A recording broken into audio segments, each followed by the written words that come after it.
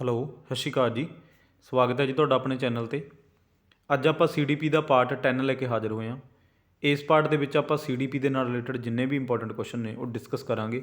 ਤਾਂ ਵੀਡੀਓ ਨੂੰ ਐਂਡ ਤੱਕ ਦੇਖਿਓ, ਇੱਕ ਵੀ ਕੁਐਸਚਨ ਤੁਹਾਡੇ ਮਿਸ ਕਰਨ ਵਾਲਾ ਨਹੀਂ ਹੈ। ਇਸ ਤੋਂ ਪਹਿਲਾਂ CDP ਦੇ 9 ਪਾਰਟ ਆਲਰੇਡੀ ਅਪਲੋਡ ਹੋ ਚੁੱਕੇ ਨੇ, ਜਿਨ੍ਹਾਂ ਦੇ ਵਿੱਚ ਆਪਾਂ ਬਹੁਤ ਇੰਪੋਰਟੈਂਟ ਕੁਐਸਚਨ ਡਿਸਕਸ ਕੀਤੇ ਨੇ। ਜੇਕਰ ਤੁਸੀਂ ਉਹ 9 ਪਾਰਟ ਦੇਖਣਾ ਚਾਹੁੰਦੇ ਹੋ ਤਾਂ ਮੈਂ ਉਹਨਾਂ ਦਾ ਲਿੰਕ ਇਸ ਵੀਡੀਓ ਦੇ ਡਿਸਕ੍ਰਿਪਸ਼ਨ ਦੇ ਵਿੱਚ ਪਾ ਦੇਣਾ, ਤੁਸੀਂ ਜਾ ਕੇ ਦੇਖ ਲੈਣਾ। ਅਦਰਵਾਈਜ਼ ਤੁਸੀਂ ਆਪਣੇ ਚੈਨਲ 'ਤੇ ਵਿਜ਼ਿਟ ਕਰੋ, ਉੱਥੇ ਪਲੇਲਿਸਟ ਬਣੀਆਂ ਹੋਈਆਂ ਨੇ ਜਿਨ੍ਹਾਂ ਦੇ ਵਿੱਚ Punjab GK, modern history, polity, geography ਅਤੇ CDP ਇਹਨਾਂ ਦੀਆਂ ਸੀਰੀਜ਼ ਵਾਈਜ਼ ਵੀਡੀਓ ਲੱਗੀਆਂ ਹੋਈਆਂ, ਜਾ ਕੇ ਦੇਖ ਸਕਦੇ ਹੋ। ਜੇਕਰ ਤੁਸੀਂ ਇਹ ਚਾਹੁੰਦੇ ਹੋ ਕਿ ਮੇਰੀਆਂ ਵੀਡੀਓਜ਼ ਤੁਹਾਡੇ ਤੱਕ ਪਹੁੰਚਦੇ ਰਹਿਣ ਤਾਂ ਚੈਨਲ ਨੂੰ ਸਬਸਕ੍ਰਾਈਬ ਕਰ ਲਿਓ, ਬੈਲ ਆਈਕਨ 'ਤੇ ਪ੍ਰੈਸ ਕਰ ਲਿਓ ਤਾਂ ਕਿ ਆਉਣ ਵਾਲੀਆਂ ਸਾਰੀਆਂ ਵੀਡੀਓਜ਼ ਦੇ ਨੋਟੀਫਿਕੇਸ਼ਨ ਤੁਹਾਡੇ ਤੱਕ ਪਹੁੰਚਦੇ ਰਹਿਣ ਅਤੇ ਤੁਹਾਡੀ ਤਿਆਰੀ ਵਧੀਆ ਤਰੀਕੇ ਨਾਲ ਚੱਲਦੀ ਰਹੇ, ਕਿਉਂਕਿ ਵਧੀਆ ਕੰਟੈਂਟ ਤੁਹਾਡੇ ਲਈ ਔਨ ਦੀ ਵੇ ਹੈ। ਤਾਂ ਅੱਜ ਦਾ ਜਿਹੜਾ ਆਪਣਾ ਸੈਸ਼ਨ ਹੈ CDP ਦਾ ਤੁਹਾਡੇ ਲਈ ਬਹੁਤ ਇੰਪੋਰਟੈਂਟ ਰਹਿਣ ਵਾਲਾ ਹੈ। ਸੈਸ਼ਨ ਨੂੰ ਐਂਡ ਤੱਕ ਦੇਖਿਓ, ਇੱਕ ਵੀ ਕੁਐਸਚਨ ਨੂੰ ਮਿਸ ਨਾ ਕਰਿਓ, ਕਿਉਂਕਿ ਇਹਨਾਂ ਦੇ ਵਿੱਚੋਂ ਕੋਈ ਵੀ ਕੁਐਸਚਨ ਤੁਹਾਨੂੰ ਪੇਪਰ ਦੇ ਵਿੱਚ ਦੇਖਣ ਨੂੰ ਮਿਲ ਸਕਦਾ ਹੈ। ਤਾਂ ਜਿਹੜੀਆਂ ਇਹ ਆਪਣੀਆਂ CDP ਦੀਆਂ ਕਲਾਸਿਸ ਨੇ, ਸਿਰਫ PS ਟੈਟ ਦੇ ਲਈ ਹੀ ਨਹੀਂ, ਸਗੋਂ ਜਿੰਨੇ ਵੀ ਆਉਣ ਵਾਲੇ ਐਗਜ਼ਾਮ ਨੇ ਜਿਨ੍ਹਾਂ ਦੇ ਵਿੱਚ CTET, HTET, KVS ਦੇ ਐਗਜ਼ਾਮ ਜਾਂ ਜਿਨ੍ਹਾਂ ਦੇ ਵਿੱਚ ਵੀ CDP ਪੁੱਛੀ ਜਾਂਦੀ ਹੈ, ਤਾਂ ਉਹ ਸਾਰੇ ਪੇਪਰਾਂ ਦੇ ਲਈ ਆਪਣੀਆਂ ਵੀਡੀਓ ਬਹੁਤ ਇੰਪੋਰਟੈਂਟ ਨੇ। ਠੀਕ ਹੈ ਜੀ, ਤਾਂ ਸਟਾਰਟ ਕਰਦੇ ਹਾਂ ਆਪਣਾ ਸੈਸ਼ਨ ਅੱਜ ਦੇ ਪਹਿਲੇ ਕੁਐਸਚਨ ਤੋਂ। ਪਹਿਲਾ ਜਿਹੜਾ ਆਪਣਾ ਕੁਐਸਚਨ ਹੈ, ਕਿਸ ਨੇ ਕਿਹਾ ਕਿਸ਼ੋਰ ਅਵਸਥਾ ਤੂਫਾਨ ਦੀ ਉਮਰ ਹੈ? Who is called adolescence is a age of storm? Jean ਪਿਆਜ਼ੇ, ਕੋਹਲਬਰਗ, ਸਟੈਨਲੀ ਹਾਲ ਜਾਂ ਵਾਈਗੋਸਕੀ? ਤਾਂ ਜਿਹੜੀ ਆਪਣੀ ਅਡੋਲੈਸੈਂਸ ਦੀ ਉਮਰ ਹੁੰਦੀ ਹੈ, ਜਿਹਨੂੰ ਆਪਾਂ ਟ੍ਰਾਂਜ਼ੀਸ਼ਨਲ ਪੀਰੀਅਡ ਕਹਿੰਦੇ ਹਾਂ, ਠੀਕ ਹੈ, 17-18 ਸਾਲ ਦੀ ਜਿਹੜੀ ਆਪਣੀ ਏਜ ਹੁੰਦੀ ਹੈ, ਇਹਦੇ ਵਿੱਚ ਇਹ ਆਪਣੀ ਡਿਸਾਈਡ ਕਰਦੀ ਹੈ ਕਿ ਬੱਚਾ ਸੁਧਰੇਗਾ ਜਾਂ ਵਿਗੜੇਗਾ। ਠੀਕ ਹੈ, ਇੱਥੋਂ ਬੱਚਾ ਜਾਂ ਤਾਂ ਸੁਧਰ ਜਾਂਦਾ ਜਾਂ ਵਿਗੜ ਜਾਂਦਾ। ਠੀਕ ਹੈ ਜੀ, ਤਾਂ ਇਹ ਅਡੋਲੈਸੈਂਸ ਦੀ ਉਮਰ ਹੁੰਦੀ ਹੈ, ਤਾਂ ਇਹਨੂੰ ਤੂਫਾਨ ਦੀ ਉਮਰ ਕਿਹਾ। ਠੀਕ ਹੈ ਜੀ, ਕਿਉਂਕਿ ਇਹਦੇ ਵਿੱਚ ਬੱਚੇ ਨੂੰ ਬਹੁਤ ਐਨਗਜ਼ਾਈਟੀ ਹੁੰਦੀ ਹੈ, ਚਿੰਤਾ ਬਹੁਤ ਹੁੰਦੀ ਹੈ, ਟੈਨਸ਼ਨ ਬਹੁਤ ਹੁੰਦੀ ਹੈ।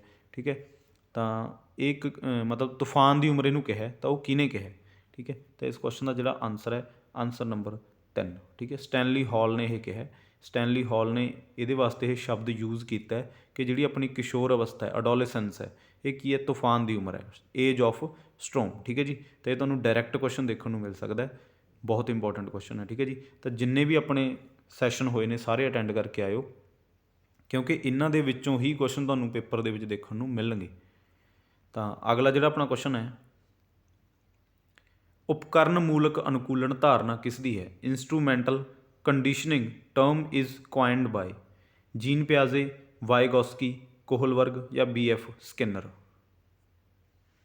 ਤਾਂ instrumental conditioning term is coined by. ਠੀਕ ਹੈ ਜੀ, ਇਹ ਤੁਹਾਨੂੰ ਪਤਾ ਹੋਣਾ ਚਾਹੀਦਾ।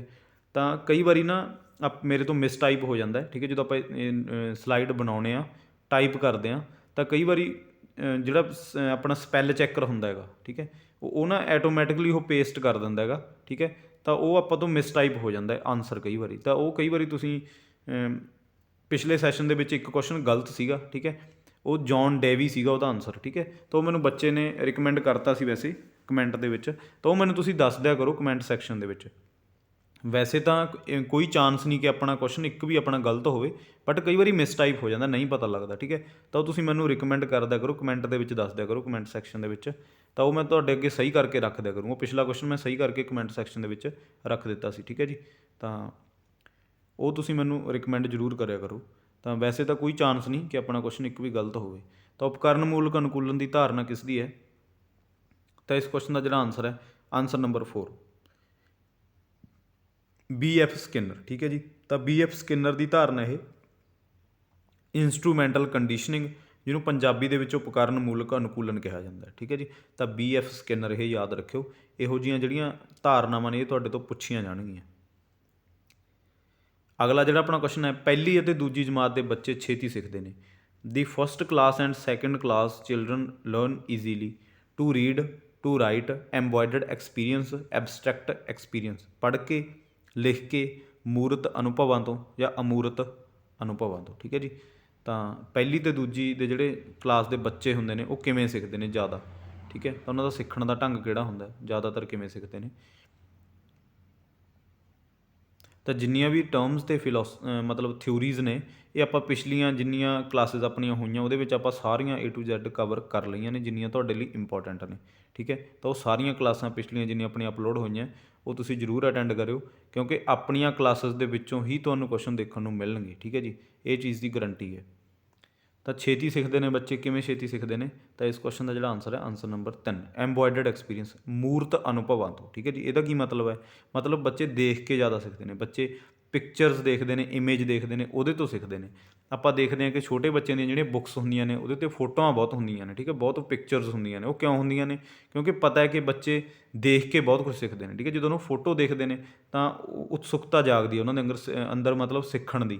ਉਹ ਪੁੱਛਦੇ ਨੇ ਕਿ ਇਹ ਕੀ ਚੀਜ਼ ਹੈ, ਠੀਕ ਹੈ। ਤਾਂ ਉਹ ਫੋਟੋਆਂ ਤੋਂ ਬਹੁਤ ਜ਼ਿਆਦਾ ਸਿੱਖਦੇ ਨੇ, ਮਤਲਬ ਦੇਖ ਕੇ, ਜਿਹਨੂੰ ਆਪਾਂ ਮੂਰਤ ਅਨੁਭਵ ਕਹਿੰਦੇ ਹਾਂ, ਐम्बॉयडर्ड ਐਕਸਪੀਰੀਅੰਸ। ਠੀਕ ਹੈ ਜੀ, ਤਾਂ ਇਸ ਕੁਐਸਚਨ ਦਾ ਜਿਹੜਾ ਆਨਸਰ ਆਊਗਾ ਉਹ ਆਊਗਾ ਆਨਸਰ ਨੰਬਰ 3, ਐम्बॉयडर्ड ਐਕਸਪੀਰੀਅੰਸ। ਠੀਕ ਹੈ ਜੀ, ਮੂਰਤ ਅਨੁਭਵਾਂ ਤੋਂ। ਅਗਲਾ ਜਿਹੜਾ ਆਪਣਾ ਕੁਐਸਚਨ ਹੈ, ਇਹਨਾਂ ਵਿੱਚੋਂ ਕਿਹੜਾ ਭਾਵਨਾਤਮਕ ਬੁੱਧੀ ਨਾਲ ਸੰਬੰਧਿਤ ਹੈ? Which of the following is related to emotional intelligence, to memorise, to read, to write ਜਾਂ ਸਿੰਪਥੀ? ਯਾਦ ਕਰਨਾ, ਪੜ੍ਹਨਾ, ਲਿਖਣਾ ਜਾਂ ਹਮਦਰਦੀ?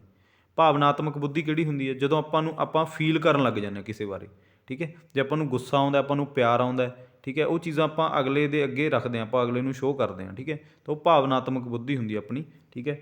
ਜਦੋਂ ਆਪਾਂ ਫੀਲ ਕਰਨ ਲੱਗ ਜਾਂਦੇ ਹਾਂ ਤਾਂ ਆਪਣੀਆਂ ਫੀਲਿੰਗਸ ਹੁੰਦੀਆਂ ਨੇ ਉਹ। ਤਾਂ ਫੀਲਿੰਗਸ ਇਹਦੇ ਨਾਲੋਂ ਮਤਲਬ ਇਹਨਾਂ ਨਾਲ ਜਿਹੜੇ 4 ਆਪਸ਼ਨ ਨੇ, ਕਿਹਦੇ ਨਾਲ ਰਿਲੇਟਡ ਹੈਗੀ? ਜਿਹੜੀ ਆਪਣੀ ਫੀਲਿੰਗ ਹੈ, ਭਾਵਨਾ ਜਿਹੜੀ ਆਪਣੀ। ਤਾਂ ਇਸ ਕੁਐਸਚਨ ਦਾ ਜਿਹੜਾ ਆਨਸਰ ਹੈ, ਆਨਸਰ ਨੰਬਰ 4 ਆਊਗਾ, ਸਿੰਪਥੀ, ਹਮਦਰਦੀ। ਜਦੋਂ ਆਪਾਂ ਕਿਸੇ ਪ੍ਰਤੀ ਹਮਦਰਦੀ ਪ੍ਰਗਟ ਕਰਦੇ ਹਾਂ ਤਾਂ ਉਹ ਆਪਣੀ ਭਾਵਨਾਤਮਕ ਬੁੱਧੀ ਨਾਲ ਸੰਬੰਧਿਤ ਹੈ, ਠੀਕ ਹੈ। ਇਹਦਾ ਮਤਲਬ ਆਪਾਂ ਨੂੰ ਨੌਲੇਜ ਹੈ, ਆਪਾਂ ਨੂੰ ਆਪਣੇ 'ਚ ਫੀਲਿੰਗਸ ਹੈਗੀਆਂ ਨੇ, ਆਪਾਂ ਨੂੰ ਪਤਾ ਹੈ ਕਿ ਆਪਾਂ ਕਿਹੜੀ ਫੀਲਿੰਗ ਕਦੋਂ ਵਿਅਕਤ ਕਰਨੀ ਹੈ, ਠੀਕ ਹੈ ਜੀ। ਤੁਹਾਨੂੰ ਭਾਵਨਾਤਮਕ ਬੁੱਧੀ ਕਿਹਾ ਜਾਂਦਾ ਹੈ। ਤਾਂ ਜਿਹੜੀ ਸਿੰਪਥੀ ਹੈ, ਹਮਦਰਦੀ ਹੈ, ਇਹ ਆਪਣੀ ਭਾਵਨਾਤਮਕ ਬੁੱਧੀ ਨਾਲ ਸੰਬੰਧਿਤ ਹੈ, ਠੀਕ ਹੈ ਜੀ। ਅਗਲਾ ਜਿਹੜਾ ਆਪਣਾ ਕੁਐਸਚਨ ਹੈ, ਬੱਚੇ ਦੀ ਪੜ੍ਹਾਈ ਦਾ ਪਹਿਲਾ ਚਰਨ ਕਿਹੜਾ ਹੈ? ਦੀ first step of child education is primary, secondary, middle ਜਾਂ ਪ੍ਰੀ ਪ੍ਰਾਇਮਰੀ? ਇਹ ਮੰਡਲ ਟਾਈਪ ਹੋ ਗਿਆ, ਮਿਡਲ ਹੈ, ਠੀਕ ਹੈ। ਤਾਂ ਉਹੀ ਹੋ ਜਾਂਦਾ, ਕਈ ਵਾਰੀ ਮਿਸ ਟਾਈਪ ਹੋ ਜਾਂਦਾ, ਉਹ ਮੈਂ ਵੈਸੇ ਤੁਹਾਨੂੰ ਨਾਲ ਨਾਲ ਸਹੀ ਕਰਵਾਉਂਦਾ ਜਾਊਂ। ਤਾਂ ਇਹ ਮਿਡਲ ਹੈ, ਠੀਕ ਹੈ, ਤੁਸੀਂ ਮਿਡਲ ਪੜ੍ਹਿਓ। ਪ੍ਰਾਇਮਰੀ, ਸੈਕੰਡਰੀ, ਮਿਡਲ ਅਤੇ ਪ੍ਰੀ ਪ੍ਰਾਇਮਰੀ। ਜਿਹੜਾ ਪਹਿਲਾ ਚਰਨ ਹੁੰਦਾ ਜਦੋਂ ਆਪਾਂ ਬੱਚੇ ਨੂੰ ਸਕੂਲ ਦੇ ਵਿੱਚ ਪਾਉਂਦੇ ਹਾਂ, ਤਾਂ ਪਹਿਲਾ ਚਰਨ ਕਿਹੜਾ ਹੁੰਦਾ ਬੱਚੇ ਦਾ ਪੜ੍ਹਾਈ ਦਾ? ਤਾਂ ਇਹੋ ਜਿਹੇ ਕੁਐਸਚਨ ਤੁਹਾਨੂੰ ਦੇਖਣ ਨੂੰ ਮਿਲਣਗੇ ਪੇਪਰ ਦੇ ਵਿੱਚ, ਠੀਕ ਹੈ। ਇਹੋ ਜਿਹੇ ਕੁਐਸਚਨ ਬਹੁਤ ਸਮਝਦਾਰੀ ਨਾਲ, ਠੀਕ ਹੈ, ਤੁਸੀਂ ਅਟੈਂਪਟ ਕਰਨੇ ਨੇ, ਠੀਕ ਹੈ। ਕਿਉਂਕਿ ਆਪਾਂ ਇਹੀ ਕੁਐਸਚਨ ਗਲਤ ਕਰਾਉਂਦੇ ਹਾਂ, ਹੁੰਦੇ ਇਹ ਬੇਸਿਕ ਕੁਐਸਚਨ ਨੇ, ਸਿੰਪਲ ਹੁੰਦੇ ਨੇ।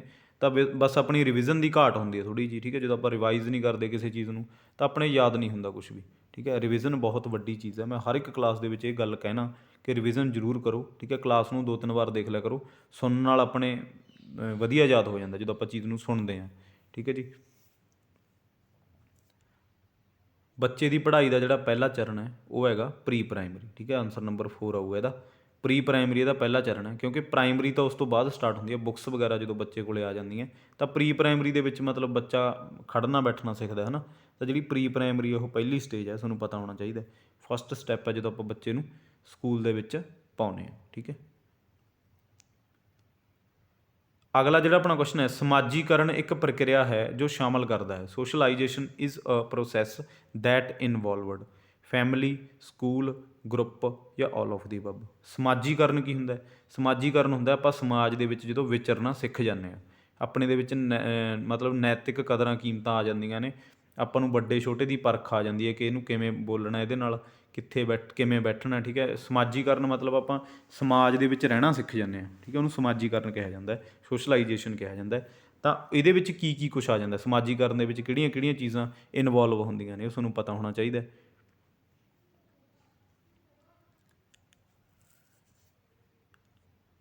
ਤਾਂ ਇਸ ਕੁਐਸਚਨ ਦਾ ਜਿਹੜਾ ਆਨਸਰ ਹੈ, ਆਨਸਰ ਨੰਬਰ 4 ਆਊਗਾ, ਸਾਰੇ। ਫੈਮਿਲੀ ਵੀ ਇਹ 'ਚ ਬਹੁਤ ਵੱਡਾ ਰੋਲ ਅਦਾ ਕਰਦੀ ਹੈ, ਕਿਉਂਕਿ ਆਪਾਂ ਫੈਮਿਲੀ ਤੋਂ ਹੀ ਸਿੱਖਦੇ ਹਾਂ। ਪਹਿਲਾਂ ਆਪਣੀ ਬੇਸਿਕ ਆਪਣਾ ਜਿਹੜਾ ਸਟੈਪ ਹੁੰਦਾ ਉਹ ਫੈਮਿਲੀ ਹੁੰਦਾ। ਫੈਮਿਲੀ ਤੋਂ ਆਪਾਂ ਸਿੱਖਦੇ ਹਾਂ ਬਹੁਤ ਕੁਛ। ਫਿਰ ਆਪਾਂ ਫੈਮਿਲੀ ਤੋਂ ਬਾਅਦ ਆਪਣਾ ਦੂਜਾ ਸਟੈਪ ਆਪਣਾ ਸਕੂਲ ਆ ਜਾਂਦਾ, ਠੀਕ ਹੈ। ਸਕੂਲ ਦੇ ਵਿੱਚ ਆਪਾਂ ਜਾਂਦੇ ਹਾਂ ਅਤੇ ਆਪਾਂ ਯਾਰਾਂ ਦੋਸਤਾਂ ਨਾਲ ਰਹਿੰਦੇ ਹਾਂ, ਠੀਕ ਹੈ। ਤਾਂ ਦੋਸਤਾਂ ਦੇ ਨਾਲ ਆਪਾਂ ਗੱਲਾਂ ਬਾਤਾਂ ਕਰਦੇ ਹਾਂ, ਠੀਕ ਹੈ। ਉਹਨਾਂ ਤੋਂ ਆਪਾਂ ਬਹੁਤ ਕੁਛ ਸਿੱਖਦੇ ਹਾਂ, ਹਰ ਇੱਕ ਚੀਜ਼ ਤੋਂ ਆਪਾਂ ਸਿੱਖਦੇ ਹਾਂ, ਠੀਕ ਹੈ। ਤਾਂ ਸਕੂਲ ਆ ਗਿਆ। ਉਸ ਤੋਂ ਬਾਅਦ ਆਪਣੇ ਆ ਗਏ ਗਰੁੱਪ ਮਤਲਬ ਉਹੀ ਯਾਰਾਂ ਦੋਸਤਾਂ ਵਾਲੇ, ਠੀਕ ਹੈ। ਤਾਂ ਦੋਸਤ ਬਣ ਜਾਂਦੇ ਨੇ, ਗਰੁੱਪ ਬਣ ਜਾਂਦੇ ਨੇ ਆਪਣੇ, ਬੈਠ ਕੇ ਆਪਾਂ ਗੱਲਾਂ ਬਾਤਾਂ ਮਾਰਦੇ ਹਾਂ, ਠੀਕ ਹੈ। ਤਾਂ ਉਹ ਗਰੁੱਪ ਆ ਜਾਂਦੇ ਨੇ, ਸਮੂਹ ਬਣ ਜਾਂਦੇ ਨੇ। ਤਾਂ ਇਹ ਸਾਰੀਆਂ ਚੀਜ਼ਾਂ ਹੀ ਬਹੁਤ ਵੱਡਾ ਰੋਲ ਅਦਾ ਕਰਦੀਆਂ ਆਪਣੇ ਵਿੱਚ। ਆਪਾਂ ਨੂੰ ਬੈਠਣਾ ਉੱਠਣਾ ਆਪਾਂ ਸਿੱਖ ਜਾਂਦੇ ਹਾਂ, ਠੀਕ ਹੈ। ਜਦੋਂ ਆਪਾਂ ਲੋਕਾਂ ਨਾਲ ਵਿਚਰਦੇ ਹਾਂ, ਗੱਲਾਂ ਬਾਤਾਂ ਕਰਦੇ ਹਾਂ, ਤਾਂ ਇਹਦੇ ਵਿੱਚ ਸਾਰੇ ਹੀ ਆਉਣਗੇ, ਫੈਮਿਲੀ ਵੀ ਆਊ, ਸਕੂਲ ਵੀ ਆਊ ਅਤੇ ਗਰੁੱਪ ਵੀ ਆਉਣਗੇ, ਠੀਕ ਹੈ। ਤਾਂ ਆਲ ਆਫ ਦੀ ਅਬਵ ਇਹ ਸਮਾਜੀਕਰਨ ਨੂੰ ਬਹੁਤ ਵੱਡੀ ਦੇਣ ਹੈ, ਇਹ ਤਿੰਨਾਂ ਚੀਜ਼ਾਂ ਦੀ, ਠੀਕ ਹੈ।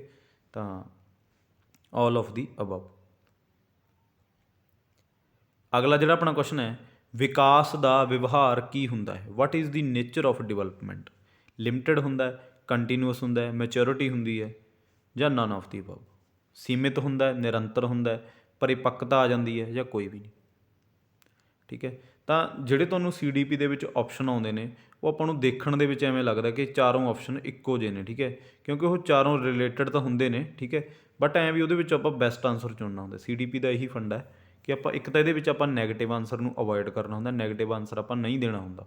ਠੀਕ ਹੈ, ਜਿਹਦੇ ਵਿੱਚ ਪੁਨਿਸ਼ਮੈਂਟ ਆ ਗਈ, ਠੀਕ ਹੈ, ਬੱਚੇ ਨੂੰ ਮਾਰਨਾ ਕੁੱਟਣਾ, ਬੱਚੇ ਨੂੰ ਪਨਿਸ਼ ਕਰਨਾ, ਠੀਕ ਹੈ, ਜਾਂ ਬੱਚੇ ਨੂੰ ਉਹ ਸਾਈਡ ਵੱਲ ਲਿਜਾਣਾ ਜਿਹਦੇ ਵਿੱਚ ਉਹਦੀ ਗਰੋਥ ਅਤੇ ਡਿਵੈਲਪਮੈਂਟ ਦੇ ਉੱਤੇ ਬੁਰਾ ਪ੍ਰਭਾਵ ਪਵੇ, ਤਾਂ ਉਹ ਚੀਜ਼ਾਂ ਤਾਂ ਆਪਾਂ ਕਰਨੀਆਂ ਹੀ ਨਹੀਂ ਹੁੰਦੀਆਂ CDP ਦੇ ਵਿੱਚ। ਅਤੇ ਇਹ ਤੁਸੀਂ ਯਾਦ ਰੱਖਣਾ। ਠੀਕ ਹੈ, ਨੈਗੇਟਿਵ ਆਨਸਰ ਨੂੰ ਅਵੋਇਡ ਕਰਨਾ ਹੁੰਦਾ। ਤਾਂ ਜਿਹੜਾ ਆਪਣੀ ਡਿਵੈਲਪਮੈਂਟ ਹੁੰਦੀ ਇਹਦਾ ਕੀ ਵਿਵਹਾਰ ਹੁੰਦਾ? ਤਾਂ ਇਸ ਕੁਐਸਚਨ ਦਾ ਜਿਹੜਾ ਆਨਸਰ ਹੈ, ਆਨਸਰ ਨੰਬਰ 2 ਆਊਗਾ। ਕੰਟੀਨਿਊਸ ਹੁੰਦਾ, ਨਿਰੰਤਰ ਹੁੰਦਾ, ਕਿਉਂਕਿ ਡਿਵੈਲਪਮੈਂਟ ਆਪਣੀ ਕਦੇ ਨਹੀਂ ਰੁਕਦੀ। ਜਿਹੜੀ ਆਪਣੀ ਡਿਵੈਲਪਮੈਂਟ ਹੁੰਦੀ ਹੈ ਇਹ ਕਦੇ ਨਹੀਂ ਰੁਕਦੀ। ਗਰੋਥ ਆਪਣੀ ਲਿਮਟਿਡ ਹੁੰਦੀ ਹੈ, ਇਹ ਤੁਹਾਨੂੰ ਪਤਾ ਹੋਣਾ ਚਾਹੀਦਾ। ਗਰੋਥ ਆਪਣੀ ਇੱਕ ਟਾਈਮ 'ਤੇ ਆ ਕੇ ਰੁਕ ਜਾਂਦੀ ਹੈ।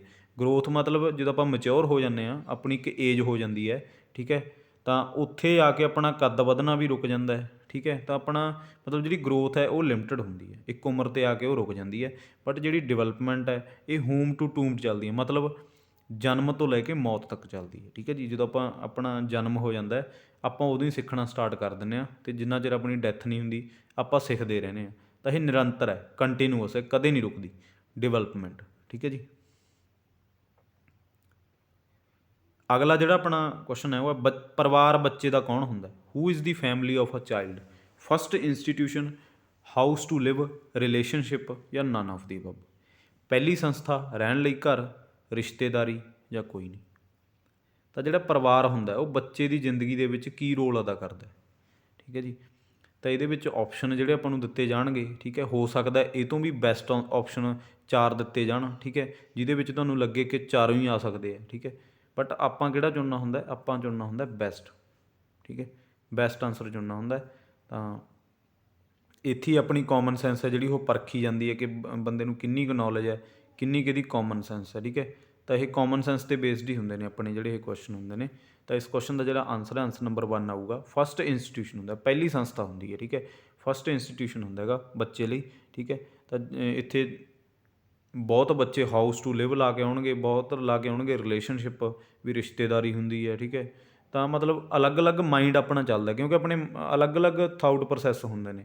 ਤਾਂ ਇਹ ਫਸਟ ਇੰਸਟੀਟਿਊਸ਼ਨ ਆਊਗਾ, ਪਹਿਲੀ ਸੰਸਥਾ ਆਊਗੀ। ਠੀਕ ਹੈ, ਤਾਂ ਜਿਹੜੀ ਪਰਿਵਾਰ ਹੁੰਦਾ, ਪਰਿਵਾਰ ਤੋਂ ਹੀ ਬੱਚਾ ਜਿਹੜਾ ਆਪਣਾ ਪਹਿਲਾ ਸਟੈਪ ਸਟਾਰਟ ਕਰਦਾ, ਉਸ ਤੋਂ ਬਾਅਦ ਉਹ ਸਕੂਲ ਦੇ ਵਿੱਚ ਅੱਗੇ ਸਿੱਖਦਾ ਰਹਿੰਦਾ। ਠੀਕ ਹੈ, ਤਾਂ ਫਸਟ ਇੰਸਟੀਟਿਊਸ਼ਨ ਇਹਦਾ ਆਨਸਰ ਹੈਗਾ। ਠੀਕ ਹੈ, ਆਨਸਰ ਨੰਬਰ 1।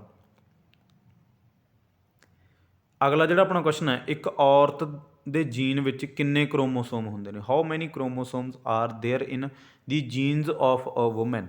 22, 23, 24 ਜਾਂ 25? ਇਹੋ ਜਿਹੇ ਕੁਐਸਚਨ ਵੀ ਤੁਹਾਨੂੰ ਆਉਣਗੇ। ਠੀਕ ਹੈ, ਜੇ ਬੱਚੇ ਦੇ ਜਨਮ ਤੋਂ ਪਹਿਲਾਂ ਦੀਆਂ ਗੱਲਾਂ ਨੇ। ਠੀਕ ਹੈ, ਤਾਂ ਜਦੋਂ ਬੱਚੇ ਦਾ ਜਨਮ ਨਹੀਂ ਹੁੰਦਾ, ਮਤਲਬ ਜਿਹੜੇ ਮਰਦ ਦੇ ਅਤੇ ਔਰਤ ਦੇ ਕ੍ਰੋਮੋਸੋਮ ਮਿਲ ਕੇ ਇੱਕ ਬੱਚੇ ਦਾ ਮਤਲਬ ਹੁੰਦਾ ਹੈ, ਬੱਚਾ ਬਣਦਾ। ਠੀਕ ਹੈ, ਉਹਦੀ ਗਰੋਥ ਡਿਵੈਲਪਮੈਂਟ ਹੁੰਦੀ ਹੈ। ਤਾਂ ਇਹਨਾਂ ਨੇ ਔਰਤ ਦੇ ਜੀਨ ਦੇ ਵਿੱਚ ਕ੍ਰੋਮੋਸੋਮ ਪੁੱਛਿਆ ਵੀ ਕਿੰਨੇ ਹੁੰਦੇ ਨੇ। ਕ੍ਰੋਮੋਸੋਮ ਮਿਲ ਕੇ ਹੀ ਬੱਚੇ ਦਾ ਮਤਲਬ ਵਿਕਾਸ ਹੁੰਦਾ ਹੈਗਾ। ਠੀਕ ਹੈ, ਬੱਚਾ ਫੇਰ ਹੀ ਉਹ ਹੁੰਦਾ ਹੈਗਾ, ਤਾਂ ਉਹਦਾ ਗਰੋਥ ਡਿਵੈਲਪਮੈਂਟ ਜਿਹੜੀ ਹੁੰਦੀ ਹੈ ਤਾਂ ਉਹ ਕ੍ਰੋਮੋਸੋਮ ਮਿਲ ਕੇ ਹੀ ਹੁੰਦੀ ਹੈ। ਠੀਕ ਹੈ ਜੀ, ਤਾਂ ਔਰਤ ਦੇ ਜੀਨ ਵਿੱਚ ਕਿੰਨੇ ਕ੍ਰੋਮੋਸੋਮ ਹੁੰਦੇ ਨੇ ਇਹ ਪੁੱਛਿਆ ਆਪਾਂ ਨੂੰ। ਤਾਂ ਇਹੋ ਜਿਹੇ ਕੁਐਸਚਨ ਤੁਹਾਨੂੰ ਆਉਣ ਦੇ ਪੂਰੇ ਚਾਂਸ ਨੇ। ਠੀਕ ਹੈ ਜੀ, ਇਹ ਵੀ ਤੁਸੀਂ ਅਟੈਂਪਟ ਕਰਕੇ ਜਾਇਓ। ਤਾਂ ਇਸ ਕੁਐਸਚਨ ਦਾ ਜਿਹੜਾ ਆਨਸਰ ਹੈ, ਆਨਸਰ ਨੰਬਰ 2 ਆਊਗਾ। 23 ਹੁੰਦੇ ਨੇ। ਠੀਕ ਹੈ, ਵੈਸੇ 23 ਹੁੰਦੇ ਨੇ। ਠੀਕ ਹੈ, ਔਰਤ ਦੇ ਜੀਨ ਵਿੱਚ ਕਿੰਨੇ ਹੁੰਦੇ ਨੇ? 23 ਕ੍ਰੋਮੋਸੋਮ ਹੁੰਦੇ ਨੇ, 23 ਜੋੜੇ। ਠੀਕ ਹੈ, ਜਿਹੜੇ ਆਪਾਂ ਕਹਿੰਦੇ ਹਾਂ, ਤਾਂ ਮੈਨ ਦੇ ਵਿੱਚ ਵੀ 23 ਹੁੰਦੇ ਨੇ, ਇਹ ਵੀ ਤੁਸੀਂ ਯਾਦ ਰੱਖਣਾ। ਮੈਨਸ ਦੇ ਵਿੱਚ ਵੀ ਕਿੰਨੇ ਹੁੰਦੇ ਨੇ? 23 ਹੁੰਦੇ ਨੇ। ਅਗਲਾ ਜਿਹੜਾ ਆਪਣਾ ਕੁਐਸਚਨ ਹੈ, ਮਰਦ ਅਤੇ ਔਰਤ ਦੇ ਕਿੰਨੇ ਕ੍ਰੋਮੋਸੋਮ ਇੱਕ ਬੱਚੇ ਦੀ ਸਰੀਰਕ ਅਤੇ ਮਾਨਸਿਕ ਸਿਹਤ ਤੈਅ ਕਰਦੇ ਨੇ? How many chromosomes of man and woman determine the physical and mental quality of a child? ਠੀਕ ਹੈ, ਇਹ ਮੈਂ ਤੁਹਾਨੂੰ ਪਹਿਲਾਂ ਵੀ ਦੱਸ ਕੇ ਗਿਆ ਕਿ ਮਰਦ ਅਤੇ ਔਰਤ ਦੋਨਾਂ ਦੇ ਕ੍ਰੋਮੋਸੋਮ ਮਿਲ ਕੇ ਇੱਕ ਬੱਚੇ ਦੀ ਮਤਲਬ ਜਿਹੜੀ ਫਿਜ਼ੀਕਲ ਅਤੇ ਮੈਂਟਲ ਉਹਦੀਆਂ ਕੁਆਲਿਟੀਜ਼ ਤੈਅ ਕਰਦੇ ਨੇ।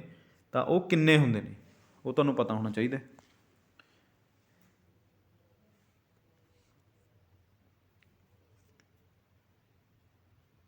ਤਾਂ ਇਸ ਕੁਐਸਚਨ ਦਾ ਜਿਹੜਾ ਆਨਸਰ, ਆਨਸਰ ਨੰਬਰ 1, 22 ਹੁੰਦੇ। ਠੀਕ ਹੈ, ਉਹ 22 ਹੁੰਦੇ ਨੇ ਜਿਹੜੇ ਮਰਦ ਅਤੇ ਔਰਤ ਦੇ ਇਕੱਠੇ ਜਿਹੜੇ ਕ੍ਰੋਮੋਸੋਮ ਮਿਲ ਕੇ ਬੱਚੇ ਦੀ ਮਾਨਸਿਕ ਅਤੇ ਸਰੀਰਕ ਸਿਹਤ ਹੈ ਜਿਹੜੀ ਉਹ ਤੈਅ ਕਰਦੇ ਨੇ। ਕਿੰਨੇ ਹੁੰਦੇ ਨੇ? 22।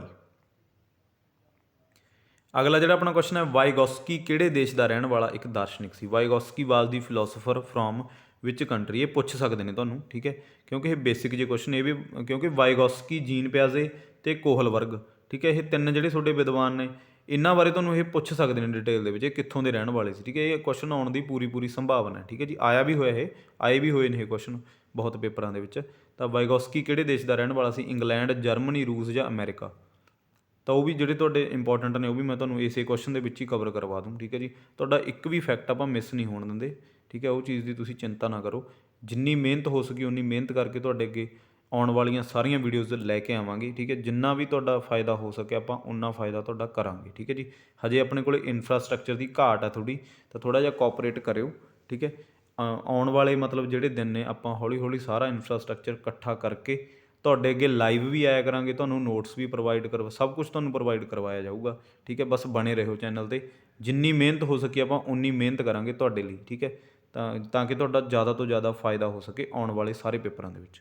ਤਾਂ ਜਿਹੜਾ ਆਪਣਾ ਵਾਈਗੋਸਕੀ ਸੀ, ਇਹ ਆਪਣਾ ਆਨਸਰ ਨੰਬਰ 3 ਆਊਗਾ। ਇਹ ਰੂਸ ਦਾ ਰਹਿਣ ਵਾਲਾ ਸੀ, ਠੀਕ ਹੈ। ਰਸ਼ੀਅਨ ਇੱਕ ਦਾਰਸ਼ਨਿਕ ਸੀਗਾ, ਇਹ ਰੂਸ ਦਾ ਰਹਿਣ ਵਾਲਾ ਸੀ ਜਿਹੜਾ ਆਪਣਾ ਵਾਈਗੋਸਕੀ ਸੀ, ਠੀਕ ਹੈ। ਤੁਸੀਂ ਯਾਦ ਰੱਖਣਾ।